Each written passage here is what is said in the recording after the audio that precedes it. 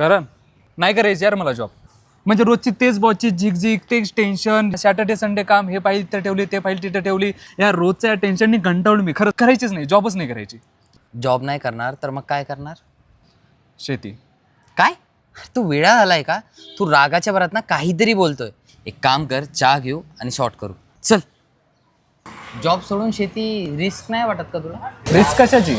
आम्ही बागायतदार आहे. आम्ही एका एकरात 4-4 पीक घेऊ. एकाला भाव नाही मिळाला तर दुसऱ्याला मिळेल, दुसऱ्याला नाही मिळालं तर तिसऱ्याला मिळेल.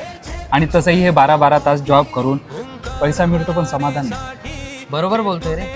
जेव्हा गावाकडे होतो तेव्हा फॅमिली पण होती आणि पैसा पण होता. जेव्हापासून इकडं आलो घरचे पण नाहीये आणि पैसाही पुरत नाही रे. एक डिसिजन माणसाचं जीवन बदलू शकतो. शेतीत पैसा, शांतता, आनंद आणि समाधान आहे. आणि स्वतः उगवलेल्या गव्हाच्या चपात्या. चपात्या नाही रे, पोळ्या. चला शेवटचा बॉसचा चेहरा बघून घेऊ. तेज नवे झळकू